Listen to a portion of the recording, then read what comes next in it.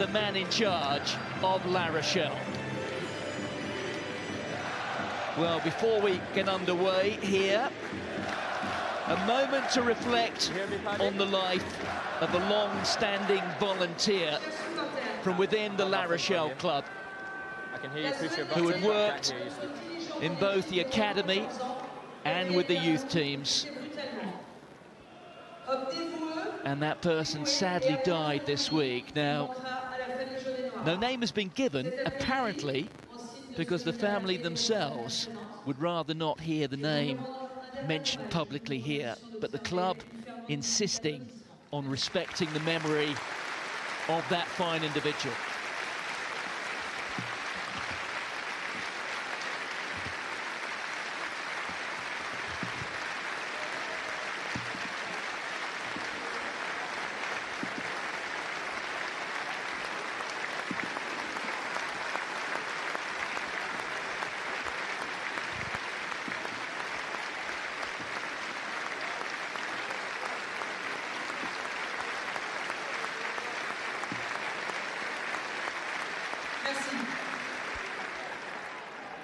Well, I was told a bit earlier that there might be a change in that decision. Gabby Garolo is the person concerned. Well, Mike Adamson is the referee here, former player, played for Scotland Sevens, also for Glasgow Warriors and London Scottish. He's just 35, so he should still have plenty of speed in his legs. It will be La Rochelle playing from right to left. There's Danny Priso, one of the France internationals here.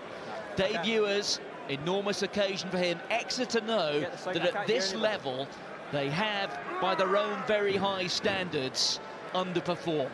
I can't hear any of the ARs or the TMO. One or two problems, I think, there for Mike Adamson. I think he doesn't have contact at the moment with his television match official. A chance before we kick off to have a word with Scott Spedding. Scott, formerly of Brive, also of Bayonne, of Clermont, most recently of Castres. You know what it's like to play here, to be under a high ball. You know what it's like for visiting teams. What do Exeter have to get right here? It is a special place to play rugby, Martin, but one thing Exeter would have to do is target the beginning of this game, the first 10 minutes, and get off to a good start, because once this crowd gets going, it can really serve as a motor to this La Rochelle side. So I'm pretty sure they would have spoken about that in the week. They got to start well here and just keep a lid on this crowd. What way are you going to go? Well, we can hear loud and clear. Make sure you stay behind. Now from Mike Adamson, it is an all-Scottish team of officials. And in this part of the world, up against the Bay of Biscay, the Heineken European Champions Cup is underway. A first carry there from Dave Ewers. Nick White, who's been back now 2 or 3 weeks from World Cup duty with the Wallabies. Exeter wearing their unique European strip here. Use it. There's Dave Dennis. Hold. And that familiar worm or caterpillar, the higher west with a long way. Good catch. The chase coming from O'Flaherty. On there from Alexi Balez. Interesting to see Alexi Balez preferred to Tuera Kerbalo today. Balez, who underwent shoulder surgery towards the end of last season, has only been back a couple of weeks, but there have been times over the course of the last couple of seasons where he has been selected ahead of the All Black on merit. Maybe today is one of those days. West goes aerial. First catch in the Champions Cup as a Glasgow player for Hogg. On there to Simmons. Here's O'Flaherty finding himself in the midfield. Bugarit it was who got hold of about half of him. There's Ewers again. Always easy to spot. Dave Ewers has a unique gait all of his own. Exeter looking to play with plenty of width. That was out to Alex Cuthbert. Once again, Scott, as you expect, barely an empty yellow seat in the stadium. Yeah, we've spoken about it, and probably this is the perfect start for Exeter. Just get on top of the crowd, just calm a little. It's a fantastic start by both sides. 2 minutes and no break, so everything going according to plan for Exeter so far. Yeah, Jeremy Sanzel Always a good one for a fullback, that first early catch. Go back to your day, starting off your Test career. The first thing you want to do is just get the ball in your hands. A nice high ball really must build the confidence. Well, both fullbacks now are both taking a high ball, and that's exactly how you want to start the game. You want to build your game, take your high balls. The last thing you want to do is start your game with a dropped high ball, and you're trying to chase the game thereafter. So both fullbacks, 2 high balls, 2 balls taken, and probably 2 teams that are looking for a bit of confidence now after their domestic starts in their season. So it's a good start for both sides, and let's see how it unfolds. So there is Jack Yendall, very much trusted by the boss, Luke Cowan-Dickey, the man who had an excellent World Cup for England, on the bench. There's a powerful carry. Exeter so good at keeping possession of the ball. That really is one of their hallmarks. There goes Hogg, just getting him down. They're wearing 11, Arthur Retière. Well, it's been stolen by Jeffrey de Mayru. Chance now to cut loose, perhaps, for La Rochelle. Carried forward by Victor Vito, twice a World Cup winner. Oh dear, that was one to forget for Bjorn Liebenberg. Yeah, and that's where La Rochelle can be dangerous on those turnover balls, so they'll be disappointed with that. They've prided themselves over the last few seasons that on the turnover balls, they've got some dangerous backs. But Exeter are looking like they're of the side of old, and we'll see if they can continue to play like that.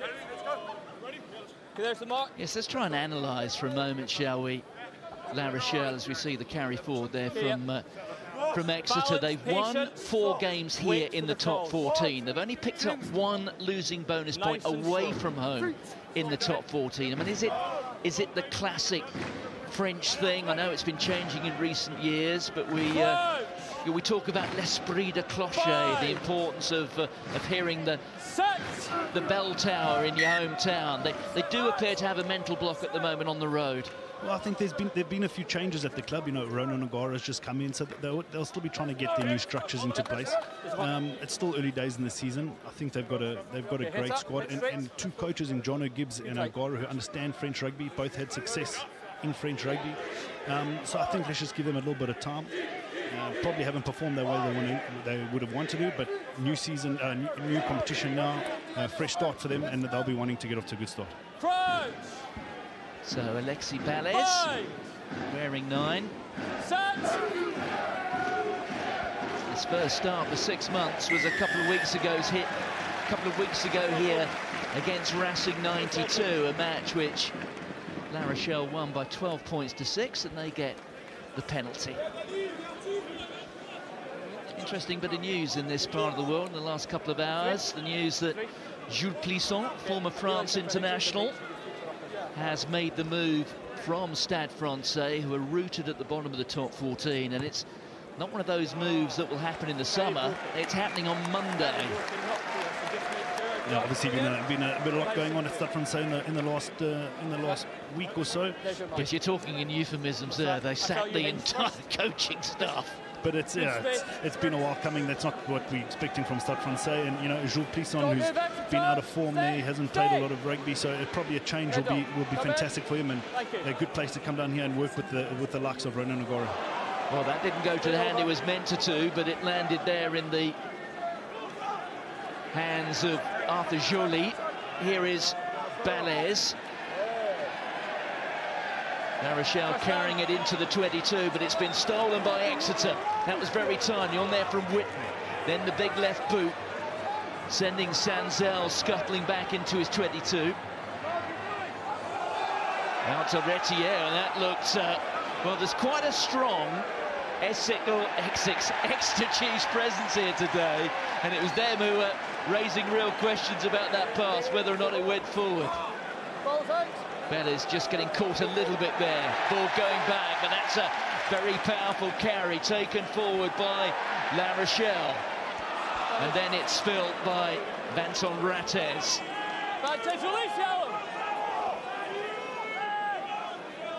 Hogg sees a lot of space. Sanzel almost labouring, really. What a kick that was. That really was right out of the top draw.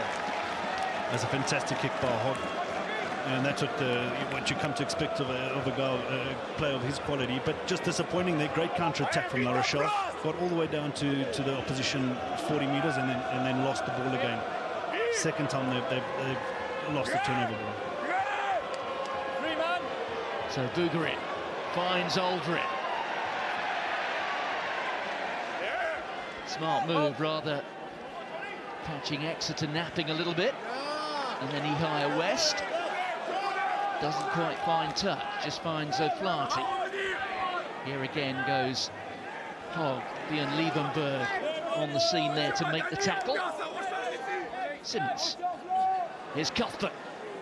Just looking for the offload there, couldn't quite get it away. That is for Mullen. O'Flaherty onto Hogg, just shoved on here to Sam Simmons, the change of direction.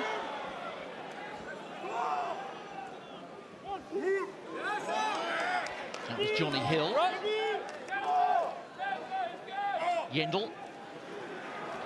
Double tackle coming in there, Aldred and Joly. No hands now! Leave it, leave it! Hold! O'Flaherty just bursting through. The inside ball. Here's Harry Williams inside the 22. Stay! It's there for Nick White, the little dummy. Half through, 6 metres out here, Exeter. It's just the start they were looking for. This time it's Ewers.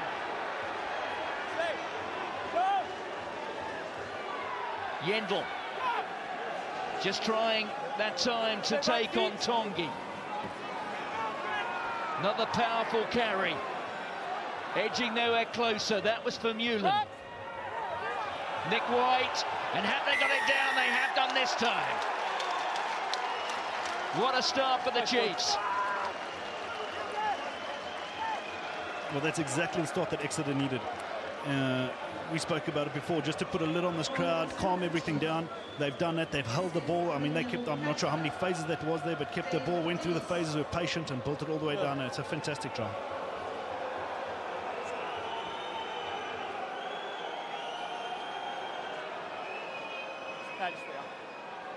Well, look at this from Harry Williams. It was that carry which set up the field position. And they're lunging Dave Dennis. And Joe Simmons adds the 2 points. It's 7 points to 0. And I think Mike Adamson has still got 1 or 2 problems with his listening gear. I cannot hear any AR or the TMO. I can't hear anything. It was a great little dart by Nick White just to put La Rochelle on the back foot there. I cannot hear the other AR, and I can't hear the TMO. Are you able to fix that? I can't hear either the ARs either.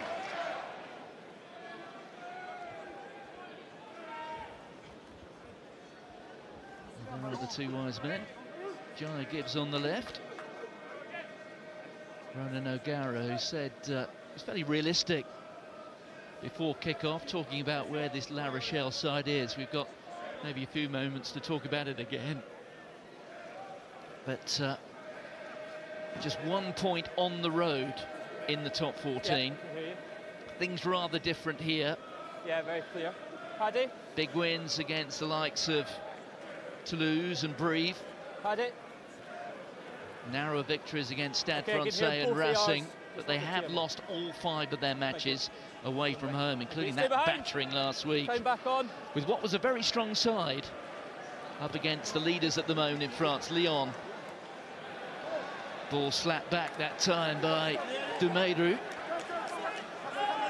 There is Balez on to Greg Aldred. Aldred being apprehended by Hepburn. Balez. Exeter have got to be mindful of this man around the fringes. He's very nippy.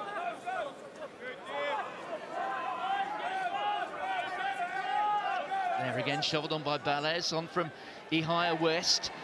Oh, and the run just slightly mistimed there by Dumeru. It was Sanzel trying to offload it. Once again, a handling error in a good position. La Rochelle letting themselves down here. And then, contrary to that, you just see the way Exeter are holding onto the ball. Slade.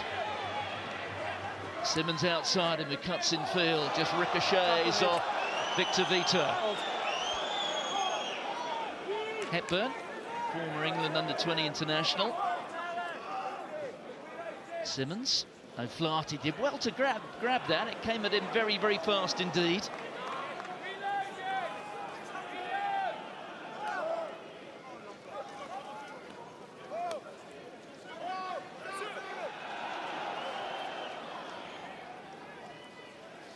There's Yendel, just trying to spin through the tackle. Bugarit it was, his opposite number, who took him down. Witten making his 200th appearance today for the Chiefs. Hold. Hepburn on to Vermeulen. Stay. Carry there from Dave Dennis. Simmons. That was Slade finging on to O'Flaherty. O'Flaherty. Just for a moment saw a little bit of daylight, did the wing. It's a penalty advantage coming now for the Chiefs. 12 minutes gone. And Exeter are dominant.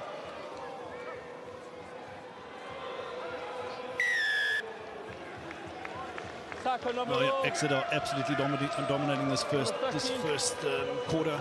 O'Flaherty shown a few good breaks there. La Rochelle going to need to get their hands on the ball. 13 on the 5. And this is what I remember about Exeter. I played them last year with Custon. I just remember the length of periods that they could hold on to the ball. Probably haven't seen as much of that this season in the Premiership, but this is what we came to know of Exeter, is that they starve the opposition with the ball and just play for long periods of time. Over. Yeah. Space. Yes, playing with such poise at the right moments, the big moments, is an Exeter hallmark that perhaps has been missing on occasion so far this season. Well, the miscommunication, things going wrong there for Yendel. It was Victor Vito who carried it forward, but this is what La Rochelle can do. Attack from deep. That was Retier onto Ihaya West. West goes for it himself. Ricochets into the hands of Barres and storming through. That was Roman Sazi up towards the 22. Well, what a recovery that was from Exeter. So timely.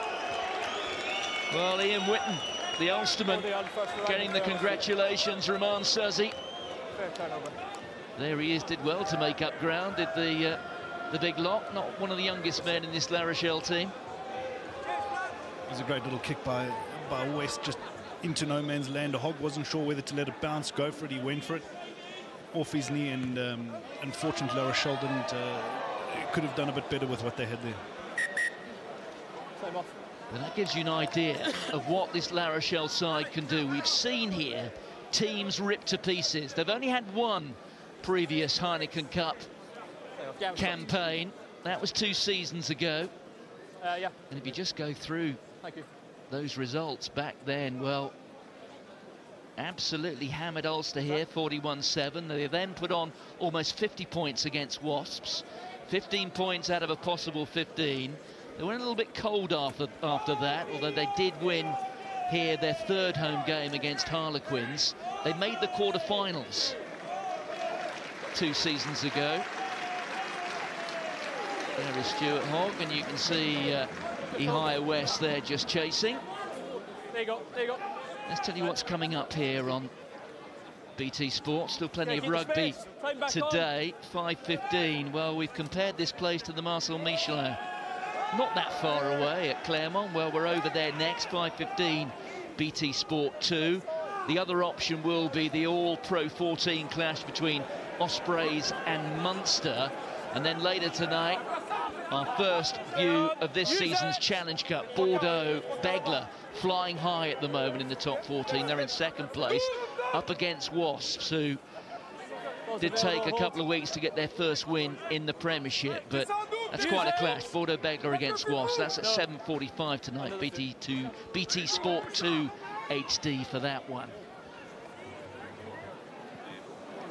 Maybe getting underneath that. Sam Simmons being rather dexterous, keeping the ball alive here.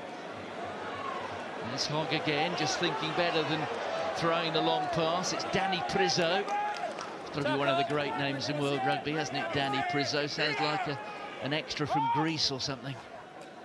Here's Simmons out to Hill. Another carry there from the elder Simmons. That was Sam. Here's Dave Ewers.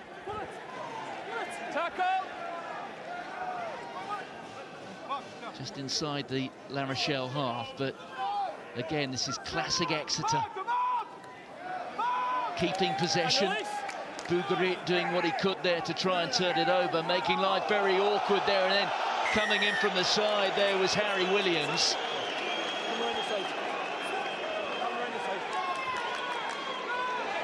Well, they've gone quickly, and there's a real chance here, men either side.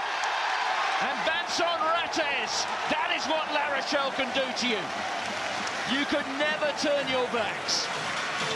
Quick thinking, perfect execution.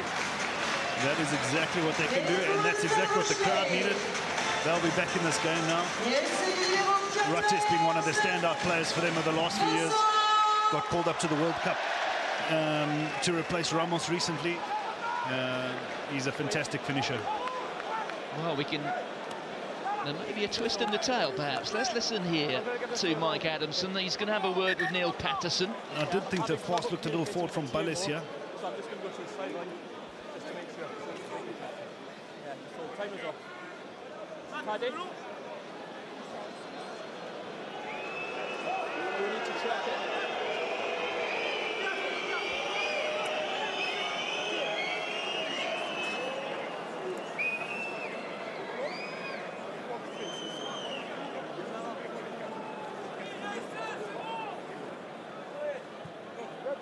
We got a set of comms. Well, once again, the gremlins that have got into the communications for Mike Adamson. Well, that is the pass. Now, it's the old classic case. The ball has clearly gone forward, but is it caused more by the forward momentum of the player? That's the question. No, I'm afraid. I think that's a forward pass. As he threw it, I thought it was forward. I think it'll be very difficult to argue that. Okay, so the ball starts before the line. But it does show that it does show how dangerous La Rochelle can be on a turnover ball. That's what we've come to know of them. Well, the pass thrown by Alexi Balles. Thank you. Okay, it's no try. Cue the groan. No try. On the half. Well, let that be a warning call for Exeter, what La Rochelle can do on a turnover ball. They've had a few opportunities, haven't put them away. This one they put away, got brought back, so Exeter get off the hook. No, it was before the halfway. One or two grumbles from the captain, Victor Vito. Just a bit about Rates. He's a fantastic player. He's really slight and he's small. Elbow up, shoulders up. But he really is an exciting player to watch, and I really hope that he becomes part of this young French generation that goes forward under Fabien Galtier, because he really has got some electric about him. We've seen him play at fullback as well. Do you fancy him more as a wing or a fullback? Probably on the wing. Probably at fullback he might get a bit more exposed under the high ball and the physical stuff at international level. Well, that is an illustration of what this ground can do to these men in yellow. Coupled, I think, with that latest call from the television match official. Well, the Higher West is going to try and knock this down to the corner again. We have seen teams just torn apart here by La Rochelle. It happened to Ulster. It happened to Wasps 2 seasons ago. It happens on a regular basis. You've been on the end of it here, haven't you? I've been on the end of one. We came here with Clermont, and exactly what Exeter have done today, we didn't do. We started badly. They scored early, and the crowd got behind them, and it was an extremely long afternoon. So I think how Exeter have started this game is fantastic. They just need to build on that. 6 man, 6 called. So La Rochelle have had the conflab. Here comes another one. Danny Priso just whispering in the ear of Pierre Bugarit, one of the young internationals here at La Rochelle. There he is. That was Sazi just patting it down. There's the carry from Levani Bottia. A man with real power, as well as a bit of stardust and twinkle in his boots. on there from Balez. That was Mattia Tongi, just holding on to him is Hepburn. There goes Sazi. No hands, no. No. The appealing that time coming from Dave Ewers. Now which way for Balez?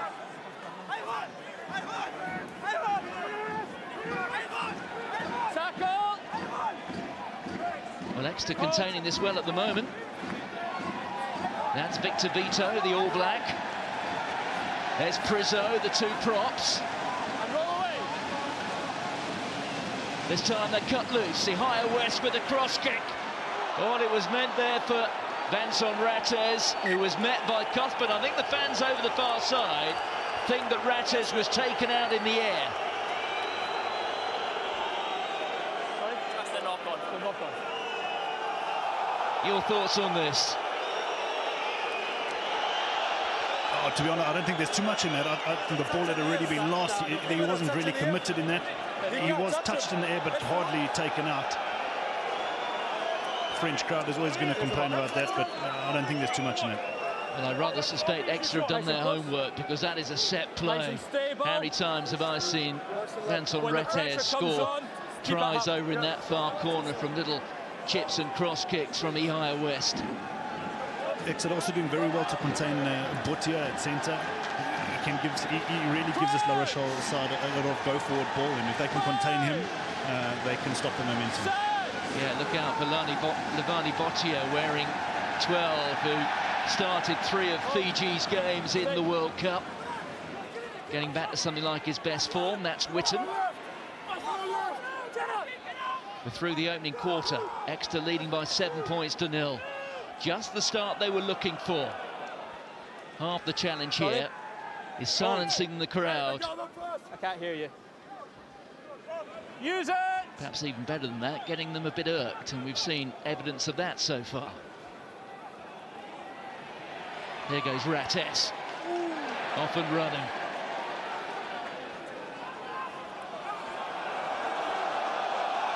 Cross kick might be on here. Dumaru's waiting, hands up, and there's quite a lot of space. Well, we'll get a penalty. We mentioned Vanson Rattez. He did go to the World Cup as a replacement for Tomas Ramos. That was quite an issue, if you remember that. Tomas Ramos was withdrawn from the World Cup squad because of injury, went straight back to France and appeared the following weekend for Toulouse. Anyway, they sent Rattez out, and Rattez in the end did get a game. He came off the bench in the quarter-final in Exeter against Wales. Yeah, just with the name. Yeah, I think that injury was just a bit of an excuse to get Rattez out there. Never, never. I don't believe it. Rattez had done the preparation with the French side, but wasn't in the touring side that they'd already announced before they did the preparation. During the preparation, the French thought that he might be a better fix, but it was too late. And so I think they were looking for a bit of an excuse to get him out there. There might be something in that, I think, Scott. Oh dear. Well, I'm a bit surprised it hasn't been looked into. I can't believe a guy can get sent home from a World Cup and play the following weekend for his club. It just seems that the rules have been bent a bit too much. Never seen the French Union or French players do things like that. 22.5 minutes gone at the Stade Marcel Deslondres. Exeter leading by 7 points to 0. There are members of the extended squad. I can see Vincent Pello there. We can also see here the big fella on the right, the big tight head. The man originally from South Auckland, a bit like you, a foreigner who's played for France. Yeah, Winnie Antonio, he's just had a neck operation, but he's a big part of this club. He's played all his rugby at this club, and he's a crowd favourite. So he'll be itching to get back on the field at sometime soon. Keep it square. Keep it driving square. Stay square. Keep it square. There's another local favourite, Danny Prizzo. It does serve to illustrate what this club can actually do to players, because Prizzo was let go by Stade Francais 3 or 4 seasons ago, and his career has been enhanced, to say the least. Sometimes a change of club for a player can be all they need, just to be in a different environment, new coaching, a different outlook on things. We spoke a bit about Jules Plisson leaving Stade Francais. He has been out of form, he hasn't played well, but just the change of club might just help him. the fact that he can work with a Ronan O'Gara, and a guy like Danny Priso is a fantastic example of that. Just changed club, and he's found himself within a year. He's in the French side. He's been to the World Cup now. We're getting a sense here just how much today means to the Exeter Chiefs. They certainly feel, for a club with such a lofty reputation, that they've rather underperformed by their high standards in Europe so far. Just one quarter-final to show for their troubles. They didn't have a great season last season, but what a way it would be to start if they can come away from one of rugby's great French fortresses here, the Marcel de Flandre, with a result. Here's Nick White. Neat out of the back pass there to Cuthbert. Cuthbert, who will be happy to score a try, hasn't scored one for ages. Only got 2 in his Exeter career. There's Nick White on there from Hogg. Henry Slade getting thumped hard. That was well read by, among others, Bottier. There's the counter ruck. Disappointing. Was a good line-out move. Got Cuthbert out the back. Got a bit of go-forward ball with the start, and then just failed to carry on there. Turnover ball again for La Rochelle. But Exeter definitely are showing signs of them old selves. And as you said, an away win in the opening round would do their confidence a world of good.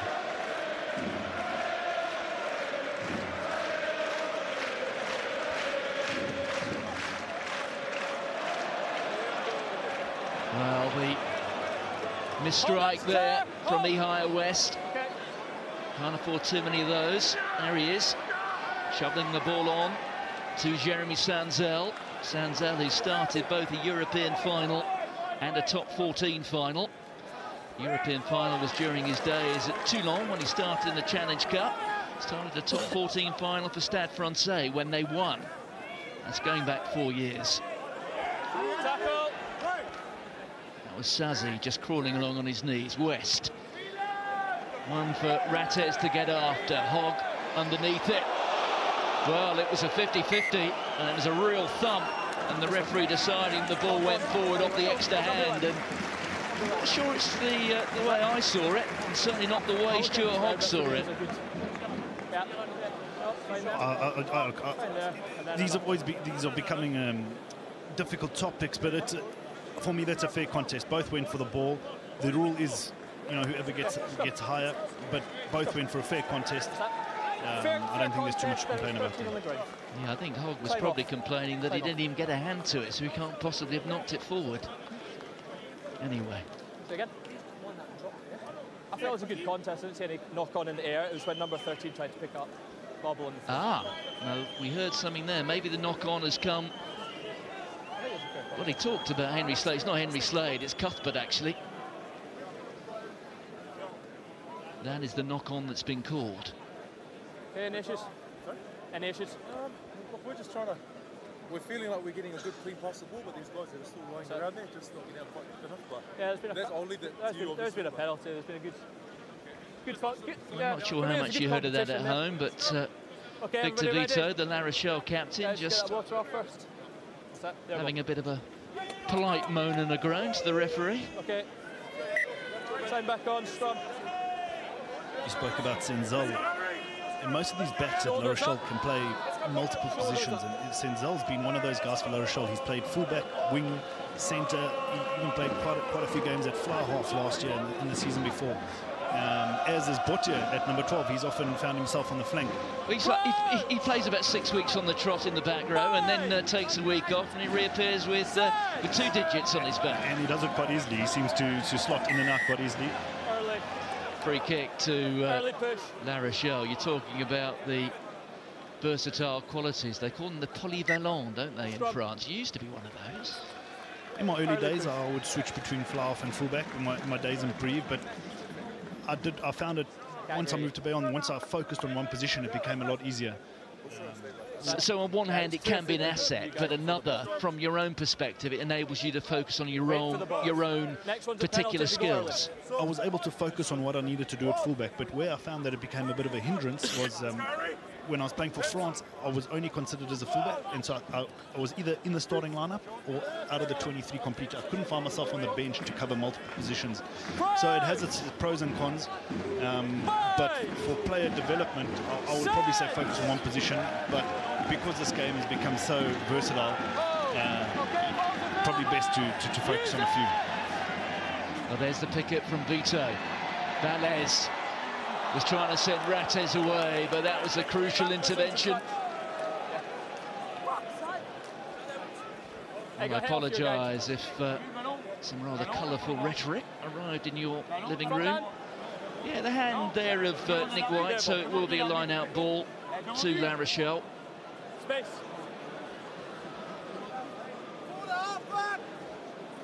Nine. Well, is there anything to make of that? Was that deliberately knocked into touch? Thank you. Stay. No, I don't think so. I think he was going for the tackle, got his arm. He might have been trying to get in the way, but not deliberately knocked into touch. I think it was good defence by Nick White. Sazi just getting half a palm to it. It's Joly who mops it up at the tail. Here is Balez onto Bougarit. Bougarit has got a bit of the Camille Shah about him. Turned over again by Exeter. Well, there's no doubt La Rochelle getting more and more into this match, but at the moment they are being contained by the men from the southwest of England. Sanzel with Cuthbert. Here is Bottier. It's not necessarily in his best position on the field. Deep in his own 22 with a line of Exeter players bearing down on him. Once again, it was a great kick by Hogg, just to keep La Rochelle back down in their 22.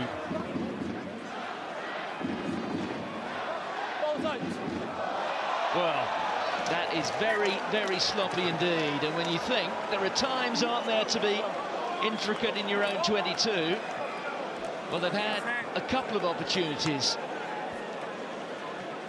to kick, and on both occasions they turn them down, and this is where they find themselves. Yeah, and they find themselves 80 metres downfield. You know, another handling error. La Rochelle are their own worst enemies at the moment. I'm not sure what their handling stats are at the moment, but just every time they get any sort of decent ball, there's a handling error, and they give the ball back to Exeter. Great kick by Hogg, and then typical try to do something fancy in their 22, and now they're going to be bogged down there. It was Mattia Tongi, the lock forward, who tried to play scrum half. It'll be the last time he does that for a while.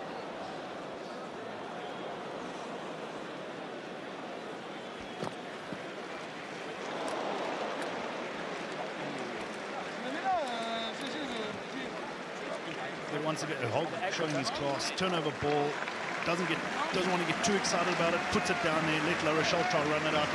Let them run, but let them run from their own try line. And I must say that's quite an image, isn't it? As you see, Alec Hepburn coming off, just being replaced by Ben Moon. Okay, just make sure you don't change your bind and force down. Keep a good bind and keep it up. Okay, just information. Okay, information. No, just keep your bind. Ben Moon getting some game time for the first time in 3 weeks. He was one of the players in the Exeter side who paid the price for that disappointing defeat in the mud at the Wreck 3 weeks ago by Bath. That was in round 2 of the Premiership. Moon was dropped from the 23 for the trip the following week to Worcester. Just interesting to see La Rochelle defending with West on the wing here, so obviously not trusting his defence too much if they put him out on the wing. So the put in there from Nick White. Alexi Ballet is trying to make a nuisance of himself.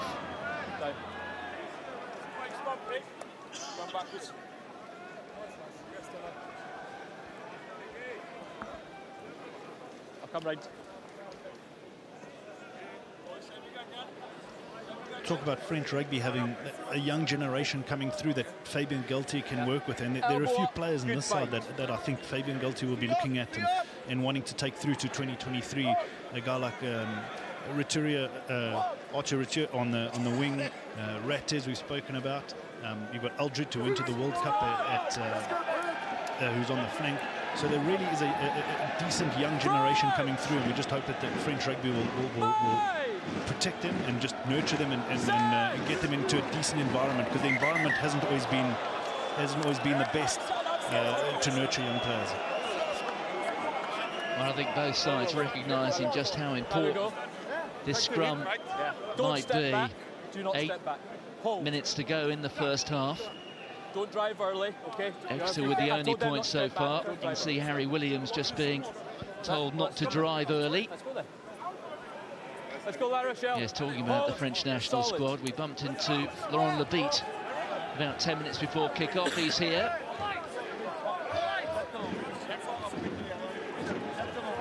I think that he looked rather more as if he was here to enjoy the afternoon, because I did bump into him in the hospitality suite, but I guess a bit like a policeman, you're always on duty, aren't you? The put in there from Nick White. Now, can the Chiefs make something of this? Penalty advantage being played here to the Chiefs, so they've got a free hit.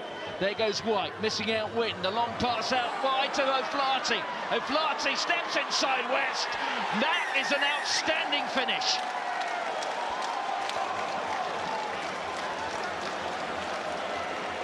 So clinical from Exeter. That perhaps is what has been missing in recent weeks. Not here. 2 chances, they've taken them both. We've just spoken about West being put out on the wing, and unfortunately he got exposed out there. Probably didn't need to go for the intercept there or shut there. There was a 2-2. Sometimes hiding the fly from the wing, you can also expose them out there. That was a fantastic pass out to O'Flaherty. And that's a great example of a team using their penalty advantage. Well, you also saw, I think, perhaps the naivety sometimes of a fly half trying to defend the wing channel. Almost overcommitted himself. Very easy for O'Flaherty just to step inside. But the manner of the finish really was first class.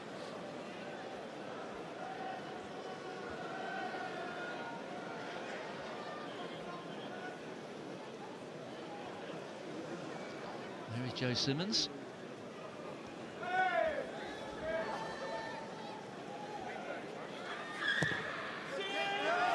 Well, Joe Simmons has yet to miss a kick this season. The last time he missed one was back in May.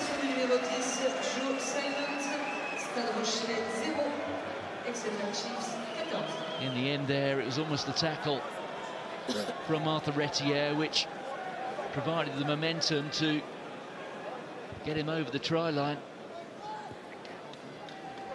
But it was West's error in defence. 14 points to 0. A dream start, a dream first 40 in this Heineken Champions Cup campaign for the Exeter Chiefs. 5 minutes to go for half-time. There's Dave Ewers. I think La Rochelle need to try to get back into this game, try to get some points before half-time. Use it! Stay on, get your timing! But Exeter just seem to be controlling things perfectly. White hoists it. Sanzel's called for it, but it's slapped back. That was Harry Williams. Then there's a big flying boot. Not quite sure what was going on between the ears of that player, but somehow it's come out here to La Rochelle. Here is Levani Bottia. On to Bougarit. Tackle! Hold! Stay. There's Tongi. The man who threw that rather wild pass, scrum half style, but right over the head of Ehire West, which in the end, I guess you can say, led to the try. Balez. Here is the try scorer, the most recent one, O'Flaherty. Doing well to elude Bottia, but not the second tackler. Stay on. There is Vermeulen. Vermeulen, who actually played his school rugby alongside a couple of World Cup winners, R.G. Sname and Andre Pollard. And a rare error 6 straight onto ball, holding in the bottom third of the field there from Exeter. And a chance just for La Rochelle to get on the board, just build a bit of confidence. You don't want to be going into half-time with 0 on the board, so good opportunity for them. Try claw the way back at this at the Exeter lead. Good chase there from Arthur Retier. Also another player who's actually a scrum half, finds himself on the wing. He'll be backing up at scrum half in case of injury. But another one of these players in the La Rochelle side that play multiple positions. Yeah, he's also a player who's got a father who's an international prop. Didier Retier, who was a member of the French coaching staff for so long. Yeah, he was the forwards coach or scrum coach when the French made the World Cup final in 2011. Well, Lehigh West has made a terrible hash of that. I don't know if you read the news about Jules Plisson earlier in the day. I guess he's one person at La Rochelle who won't have been too happy to read that. Well, I did speak to Brock James before the game, who said that they hadn't really been warned about it. They just sort of read it in the press, and you know that's never great on game day to wake up and read stuff like that, especially for guys in those positions. So probably could have been handled better. Maryjo Simmons, good hang time on that. Taken quite nonchalantly there by Greg Aldrit, who was certainly one of France's best players at the World Cup. Here's Arthur Joly. Valles onto Lehigh West. Here's Bautier. Look at that body position. Add to that the power. He's difficult to stop. Here's Bougarit. Bougarit was in the initial World Cup squad for France, but didn't make the final cut. There was Retier being upended. Well, it looks like Dave Ewers has taken a bang to the head, I think. Well, I think as good as this crowd can be for La Rochelle when they get behind and act as a bit of a 16th man when things are going well, they can also be a hindrance. We can hear the grumblings in the crowd. It's going to be your scrum. Be your scrum. So that won't be playing in their favour. Had to stop. Yeah, we saw Julian Salve there at the back of the stand with Rob Baxter, and he's had a few frustrations so far this season as Rob Baxter. But I can imagine this has probably been the 40 minutes of the season so far which has pleased him most.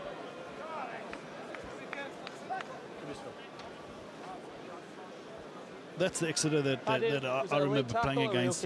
Very clinical, very good at holding onto the ball, starve oppositional possession, and take the opportunities when they get them. And maybe we haven't seen that so far this season in the Premiership, but that's a fantastic 38 minutes so far. The team was just putting it up now. Well, we're just checking here that there wasn't a late hit. Well, there you can see it was a slightly late hit, and the late hit was actually from Dave Ewers. But surely this is rather more an accident, I think, than anything, isn't it? To pull out, it's going to be a penalty. Well, he's going to award a penalty as the referee. Oh, I'm not so sure there's too much in that. Late tackle. He does, but he's not really committed. He probably could have pulled out, so nothing more than a penalty. So good call.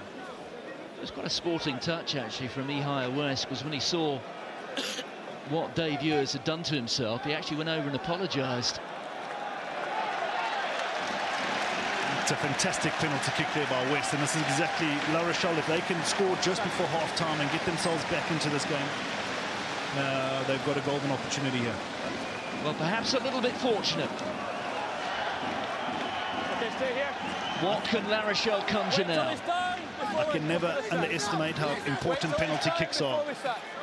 A kicker who kicks it out on the 22 changes the whole setup of this lineup. He's found a kick 5 meters out from their goal line, changes everything 2 minutes before half-time. Well, this for the last few seasons has been one of Exeter's party pieces.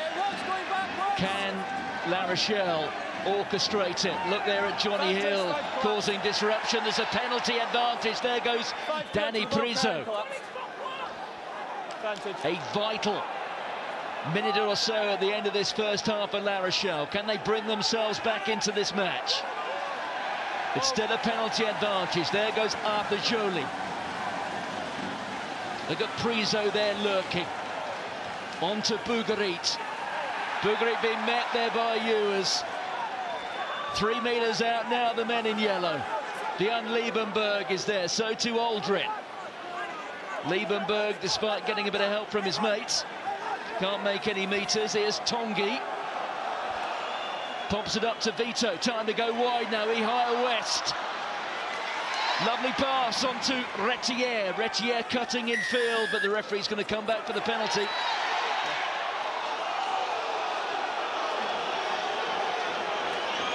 Well, Exeter, no, they have to be on the metal. But the last couple of moments of this half is quickly taken by Higher West.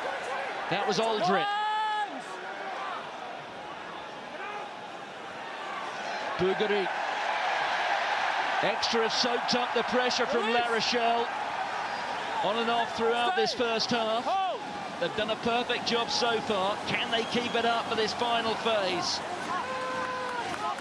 They know that La Rochelle hearts will sink if they don't score here. On there from Balez, there's Tongi. Trying to bludgeon his way through. Back again. Is there some space now for Retier? Retier up against Hogg. Hogg has done so well. They've turned it over of Exeter. It's defence out of the top draw. They get the ball into touch. It is being celebrated like a try. Well, that in itself, a huge moment for Exeter Chiefs right at the end of this first half. Well, I must say, it's not been the best opening month of the Premiership season for these men. But I tell you what, they've had a cracking start in Europe. They lead La Rochelle by 14 points to 0.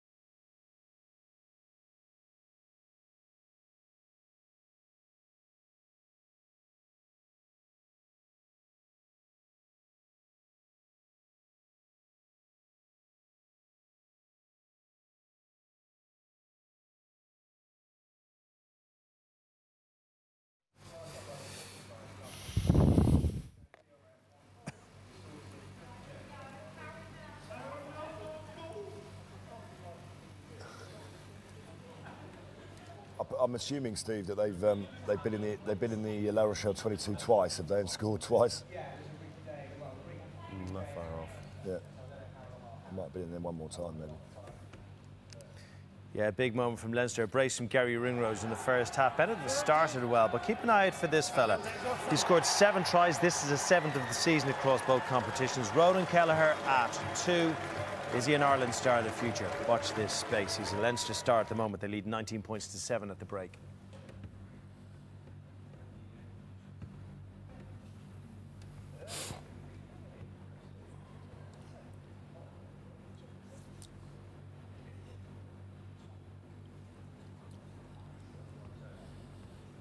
Yeah, cricket in South Africa on television. Oh, there's two, gotcha. Pearl Rocks, Shawnee Spartans, Durban Heat, Cape Town Blitz. Big fan. Danny Zuko. Rizzo.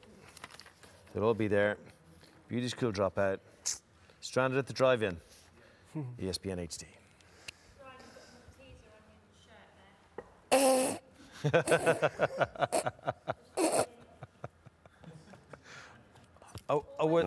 Where is it? Oh, were there Maltesers? Were there Maltesers? I think you'll be lean Did you tomorrow. deliberately take my swivel chair away from me? Yes. Did that woman from Henley ever get into contact with you, Craig? Hey? Woman from where? Henley? The girl from Henley. Right. Oh, Jesus. I don't know what you're referring to. We don't get anything before that. Okay, fine. Okay. You could just... Very enthusiastic. No, we'll be quick. She is. Do you want to take the pick and jam? Yeah.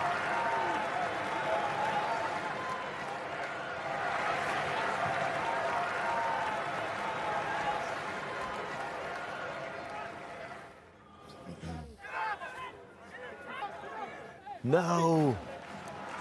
I'll talk to you another time about it. It's a bit sensitive. Thank you.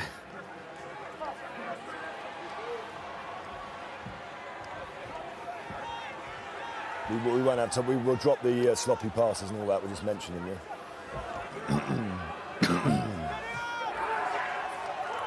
Do we have stats? No. Any key stats you think we should mention? Error count? Well, anything for the lads? We don't have any of those stats as French. La Rochelle's error count high.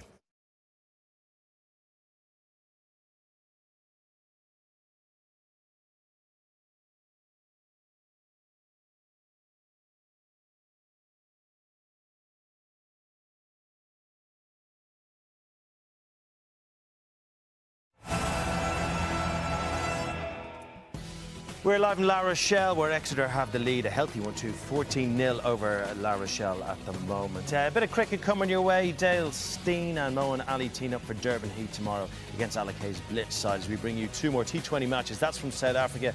And then ahead of the lunchtime rugby, you can catch AB de Villiers and Mornay Morkel showing off their limited over skills as the Schwani Spartans take on Parlerocks from 11:30.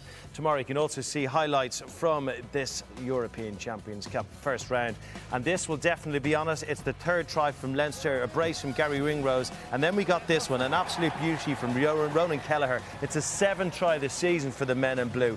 That fella is a star of the future for Leinster and Ireland, no doubt about that. They lead 19 points to 7.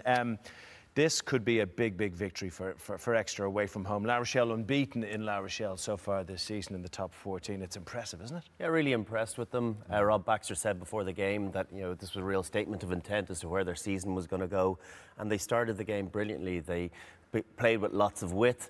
You've managed to score a couple of good scores, Lawrence. The pick and jam feels as though they're not waiting for the defence to set. Well, the Exeter machine just clicked into gear, didn't they? No turnovers. The first time they get into the 22. And they pick and jam, which we know they're very good at, and it's just the perfect way to silence the the hostile crowd. They got off to a great start. And then look at that Simmons pass. Well, that takes an awful lot of finishing still. Look at O'Flaherty doesn't get stopped by the pass. He still has the ability to change up, accelerate, and he uses that push off as momentum to get into the corner. So that's a top class finishing, a guy that's shown really good form this season. He's been incredibly busy getting off his wing, looking for touches. And this is more like the Chiefs we saw last season in the Premiership. They can do it up and tight with the pack, or they can go wide and score as well. They look a bit more comfortable, a bit more confident, don't they? Yeah, we know how good they are at holding on to the ball. They go phase after phase after phase, and they've just got that accuracy, and they look really up for it. This is a really tough place to go and win, but they certainly look like they've got their shape and structure. And to be fair to Rob Baxter, he called it before the game. He said, "I've got a good feeling about this. It's, this is the game we need right now." He'll love the tries, but what he'll love even more, I'd say probably actually most of all, is the defence on the line as the clock is in the red. Brian, this shows great heart, doesn't it? Yeah, we shouldn't be shocked. I think they conceded the least amount of tries in the competition last year, and I think what defensive coaches will love about this is the appetite to scramble. Look at the hunger to get across and bundle them into touch. And these are pivotal moments, those championship minutes before and after half-time. And that could have been a huge momentum swing for La Rochelle, but they've gone in with a 14-point buffer. That's a big result before the half-time whistle. I love the way the Chiefs are celebrating there. Yeah. Their tails are up. They really love that. The pack love that kind of filthy stuff, don't they, Lal?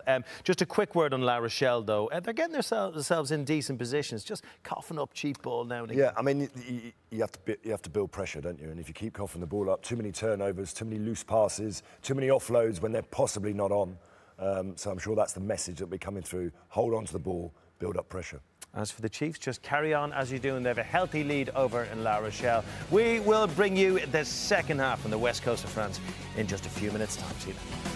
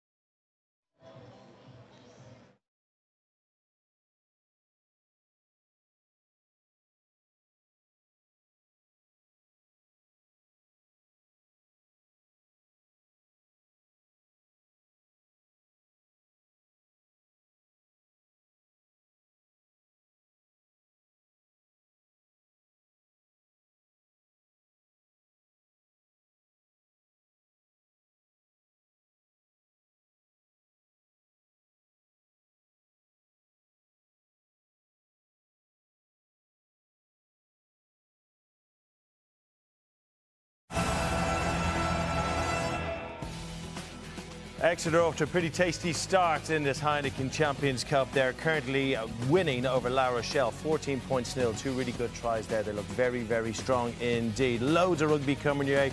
We're off to Swansea, the Liberty Stadium. Ospreys against Munster. Munster there after beating Ulster in the Pro 14 last weekend. As for the Ospreys, they were beaten at home by the Southern Kings. So two teams inhabiting two very different worlds at the moment. Then we're off to France to the wonderful Stade de Marseille. Michelin, Clermont, 3 times finalists, 3 times losers in those finals, host Harlequins, who are looking to get some form in their season. Haven't been going great in the Premiership. Can they find it in France? Well, that's a tough place to go and find it, that is for sure. But over in La Rochelle, it's Exeter who have the upper hand. All going well, Brian, so far for Exeter. They don't need to change much, do they? No, but I think they could probably tweak things a little bit, make sure they're not being too prescriptive. I think they've gone out the back an awful lot to try and get to the width. I think they could probably show that pass out the back and maybe hit some of those front runners just to keep that La Rochelle defence honest, because they're starting to read through and look for those big impacts. And let's not forget, La Rochelle now have the brains of Ronan O'Gara on side to try and shift things in this second half. Currently, though, they're 14 points down against the Chiefs. Let's rejoin Scott and Martin.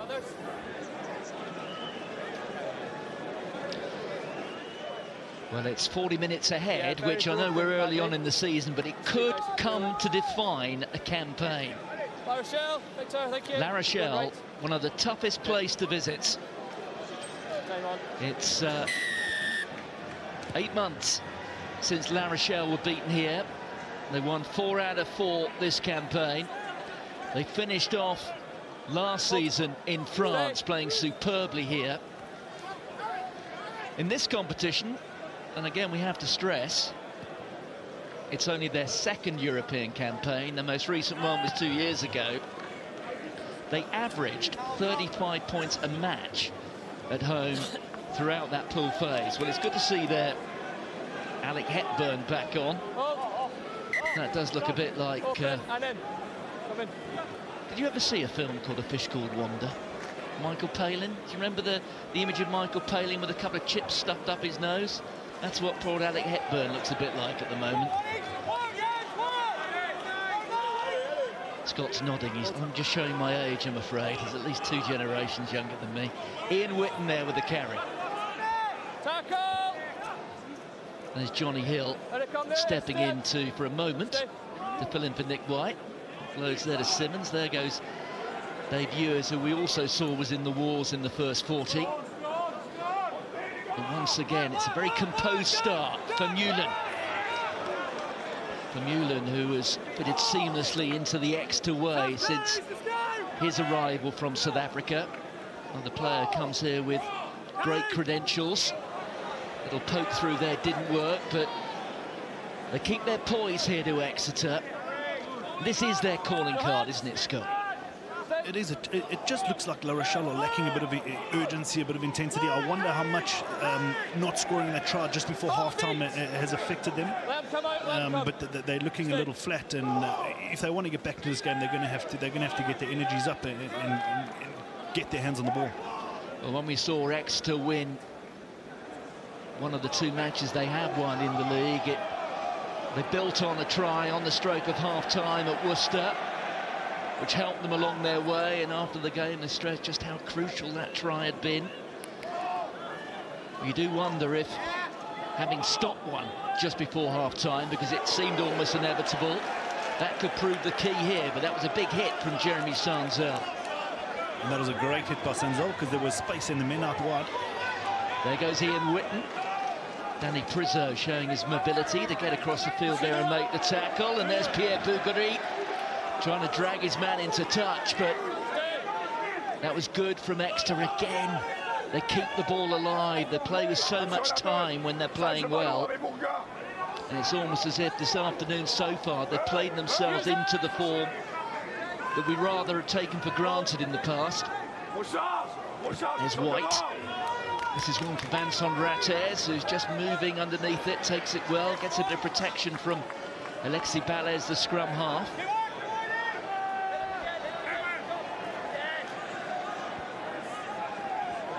And what Exeter, I'm sure, will be hoping to do, Scott, is as they go longer and longer without scoring points, they might just get so frustrated they start making mistakes, which of course Exeter is so good at pouncing on. Yeah, I think Exeter, well, here we go, got a counter-attack opportunity, but Exeter just need to start doing more of the same. Just hold on to the ball, starve La Rochelle of the ball, and then they are going to get frustrated and start doing some stupid things, and then as long as Exeter are solid on defence, you know, they're just going to run themselves into trouble. But La Rochelle, really, I think they just need to start playing in the right areas of the field. Here is Pierre Bougarit. Exeter doing well to pin La Rochelle back into their own bottom third. Ihaya West. Sanzel's after it. Sanzel goes for it. Did he just get it there in the arm wrestle with O'Flaherty? He did. There's Balles. Here's Prizzo. I think the crowd think that an Exeter player, Dave Dennis, may have strayed offside there, but the referee's happy. There's the cross kick. This is for Rattez. It works this time. Inside is to Maryjo. That's superb. That's classic La Rochelle. Just what Ronan O'Gara would have demanded. And once again, it has come from that cross kick between Ihaya West and Vincent Rattez. How many times have we seen it? However, is there a foot in touch here? Well, there isn't. Yeah, I think it started from a good contest after a box kick. An area where La Rochelle had been let down is their kicking game.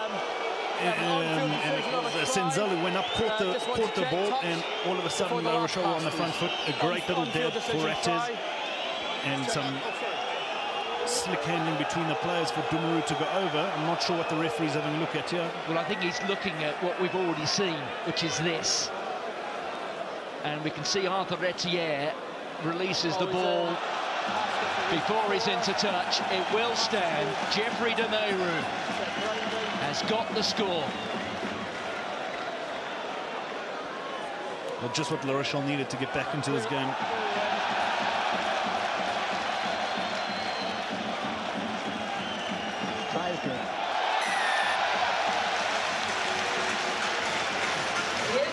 You will struggle to see a better try all season. Rattez, the inside ball down to Dumaru. There's Retier. It's back to Dumaru. And it came from Jeremy Sanzel, and that is why so many clubs in France want to get hold of Jeremy Sanzel. It's that polyvalent quality which he has, and we saw it there. And I'll just mention before, you know, La Rochelle are bogged down in their half. They either need to kick it long and start playing in the right areas of the field, or do exactly that. Kick the box kicks, but then you've got to contest and try win it back to get yourself into an attacking position. Well, on days like today, the kicking stats, that's Vincent Merling on the right. He is the president of the La Rochelle club. And look at that. Well, out of hand, Ihaya West is pinpoint off the kicking tee. Well, it's rather scattergun.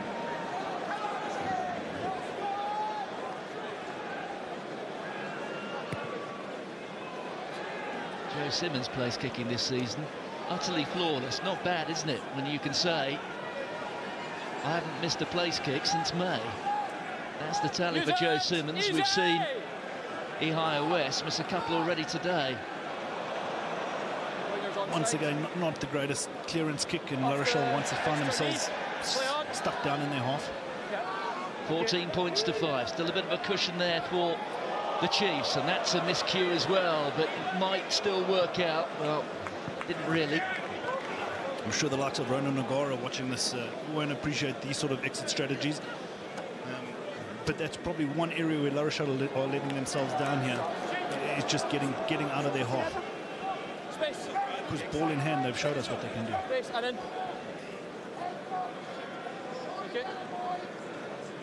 So Jack Yendall, the captain. Over the 15. Goes to Johnny Hill at the turn. It's Whitten. Simmons looping round. It's Henry Slade. With Arnie Bottia showing his skills there at the breakdown, trying to turn it over, and he's got it. Well, we talked about Bottia spending almost 6 weeks in the back row, and then after a week off, 6 weeks in midfield, combining skills. And slowly we're seeing the La Rochelle tail starting to rise a little bit as they get a bit of confidence out of these few things that are going their way. Weenie Antonio is anything but weenie. He's in about 23 stone. Look at Lavani Bottia, though. That was straight out of the textbook.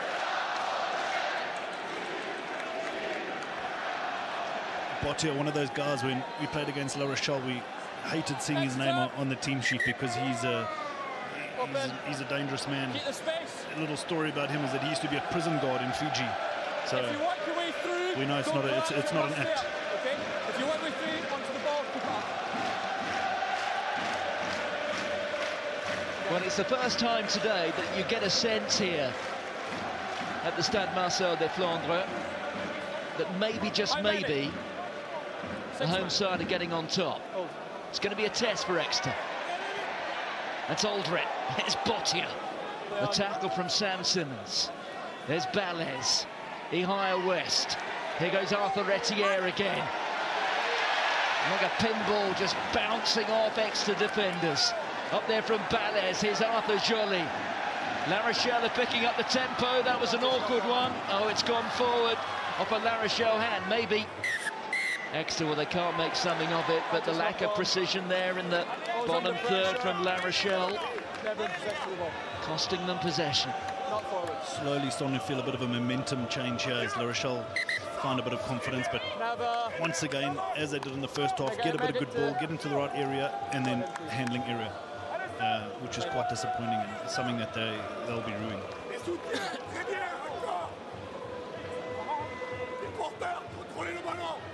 It is perhaps appropriate that La Rochelle wear yellow here because they are in many respects, and you used to play there, they are the Clermont-Auvergne of 3 or 4 years ago.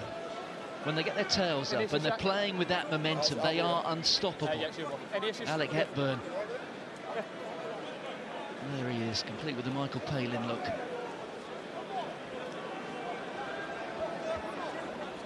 Yeah, and I think they've got a bit of Clermont influence here. Obviously, John O'Gibbs has brought quite a lot to the club. Brock James has brought a lot. So, yeah, in a way, they are two clubs that are similar. Great crowd, great home following. And like you said, once their tails up, it can be two dangerous teams. There he is, right on cue, Brock James, now 38. Here actually having his second stint at La Rochelle. He came here immediately after Clermont-Auvergne. In between times, he's had a couple of seasons just down the coast. What about a 90-minute drive, Bordeaux, something like that, isn't it? From here, you drove past there today, I think, Scott, didn't you? Yeah, he spent a season in Bordeaux and now he's come back. But if you need to play in the right areas, there isn't a better man for the job. Having played with him, he's got one of the... Not many players still have the old spiral kick, but he does, and he definitely knows how to pin teams back in their half. Yeah, Scott Spedding retired during the summer. France international. Now kicking his heels down there in the southwest. Biarritz, Bayonne. How is life in retirement treating you? It's been good. It's been good. It's different. I was fortunate enough to spend some time over the World Cup doing some media work in South Africa, which was interesting. That was a decent place to be for the World Cup, yeah, as it turns out. Yeah. So no, it's been good. It's been good. It's been nice to see rugby from a different perspective, doing some media work and just sort of get out of the pressure cooker. Obviously still want to stay involved in the game. Very fortunate to have been involved in the game and looking forward to the next chapter. Alec Hepburn coming off, so for the second time today, Ben Moon appearing to bolster the loosehead side of the front row. Biarritz and Bayonne still doing nicely, not a bad little spot down there, is it? Yeah, it's a great place to coping live. with life okay down there? Yeah, rugby, yeah. No, life is fantastic down there. It can rain a lot in the winter, so we've had about 2.5 weeks of rain non-stop. Yes, pray for Scott, hashtag. Rugby's picking up there, Bayonne starting to find their feet. They've had a good start to the season. A little wobble in the last, they lost a home game versus Po a week ago. But I mean, they've exceeded all expectations in the opening rounds of the top 14, having been promoted last year. Biarritz holding their own in the Pro D2, but I mean, it's such a base for rugby down in the southwest, and we'd love to see both those clubs back up in top flight rugby. And put the rugby to one side. The beach is still nice, isn't it? The beach is good. And the restaurants. That's a fantastic place to live. So I think I want to reinforce the point that Scott's not on the retainer with the Biarritz marketing board. But it ain't a bad spot. So the put in.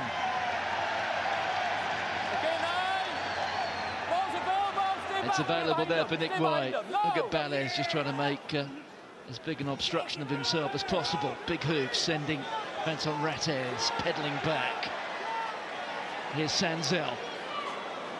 No way through there. It was a good chase from the Chiefs. Here goes Balez, sees a bit of a gap. Oh, and then they fumble it. And that, you'd have to say, is one of the elements that has separated these sides today. La Rochelle's error count significantly higher than that of Exeter. Rattez there just playing full-back for a moment. The bounce of the ball going the way of the men in yellow. Dead in goal, so they've got the option, of course. Was the right option by Nick White. They were lifted his head, and there was definitely space at the back. And I think that's what Exeter need to do now, just to curb this the momentum changer. Either play down in La Rochelle's half, or as they did in the first half, just keep their hands on the ball, keep possession away from La Rochelle. So that was the right option.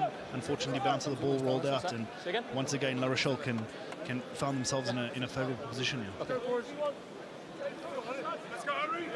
Yes, we talk about the civic pride in this part of the world. It's got a tremendous history, has La Rochelle. Here we go. A stadium named after Marcel de Flandre, himself a former club president at the end of the 30s, who doubled up not only as the club president, but would you believe a spy for the French resistance when the German U-boats were in the harbour here at La Rochelle. Used to have an office overlooking the harbour. And a very brave man who was actually shot by the Germans during the war. His name lives on here in the stadium, and look at this. It's that sort of civic pride which drives on La Rochelle and which is going to really test the Chiefs here. Oh, the pass, and it's stolen, and in goes Henry Slade. And Henry Slade has a smile as broad as the Bay of Biscay. Could that be the killer blow?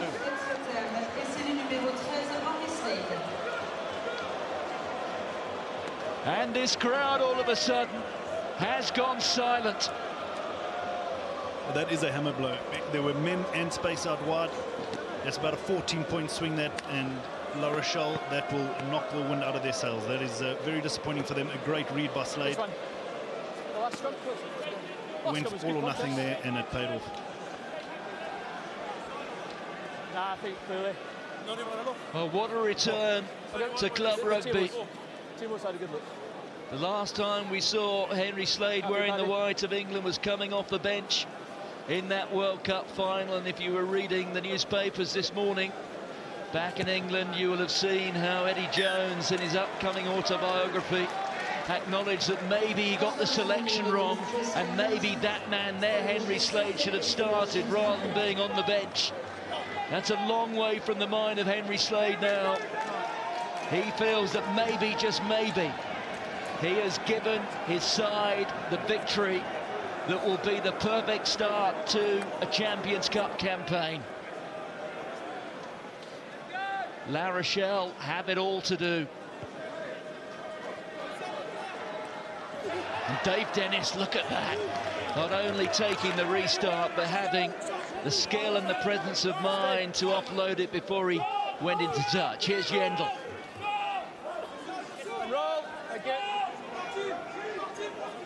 Exeter, obviously, having scored 3 now, have their sights on a bonus point. I